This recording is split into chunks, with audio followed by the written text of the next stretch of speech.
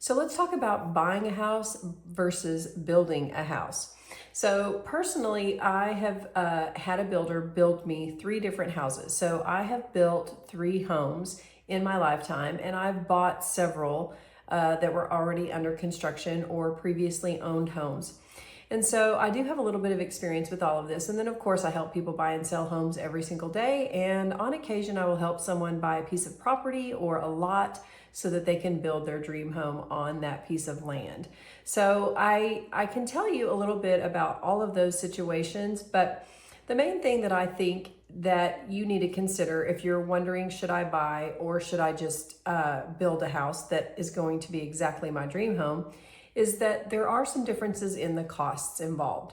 So, I mean, there are a lot of different factors and it depends on the situation and the space that you're going to build on and all those kinds of things. But typically, my opinion is that when you build a house, it does end up costing more.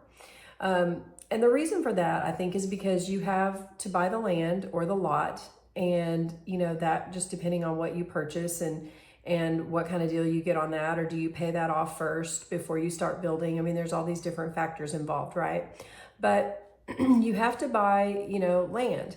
And then a lot of times when people build, they're building out in the country or maybe in an area that's not a subdivision with an infrastructure already in place. And so you have to consider, how do I get water? How do I get sewer? Do I need to install a septic system? What kind of soil is on this property?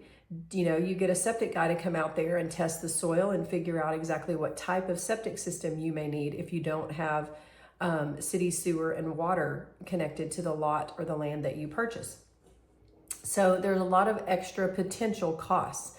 If there's not a city street or a neighborhood, then you're talking about pouring a driveway, which, it can be short or it can be really long. And if you want to build farther back from the road, then you're talking about water lines and sewer lines and all of that stuff going really far, which costs money. So there are other things to consider as well, like landscaping. Typically, if you were to buy a new construction home, they're going to have a small landscaping package. And so you'll have, a few plants and flowers in the front, flower beds, and that's probably about it. If you buy an existing home, you may have overgrown awesome azaleas, but maybe they're too overgrown or maybe they need trim, but you will have mature landscaping if you buy an older home. But if you build a home, you have to install all of that.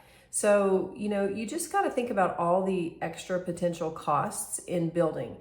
I built a house one time where we purchased a lot, and it was in a neighborhood. So we thought, it was pretty cut and dry. We knew we were going to have to do some dirt work to build up the lot to put the house on top of it.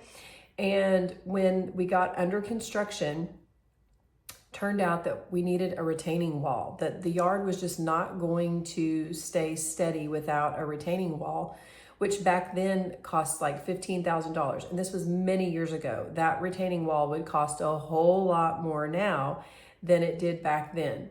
So, in the middle of a building project, what ends up also costing you money is not just changes that have to be made in order to build the house, but also changes that you make along the way.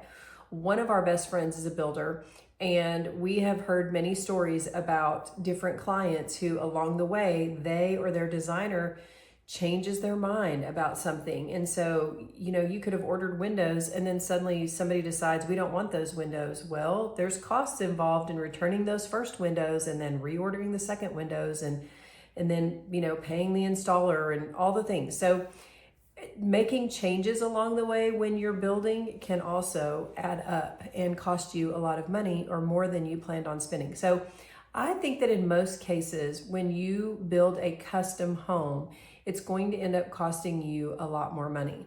Now, are there some options where it might not be as much? I mean, I know someone right now who is they've bought the land and they're hoping to pay that off and then do the dirt work and pay that off and create the driveway and pay that off. So they're planning to hopefully end up in the end with their dream home in their dream location without a mortgage at all. And because they own the property, they can do that. Once they pay that land off, then they can pay off little chunks of it. It's theirs. They can do whatever they want. It's out in the country.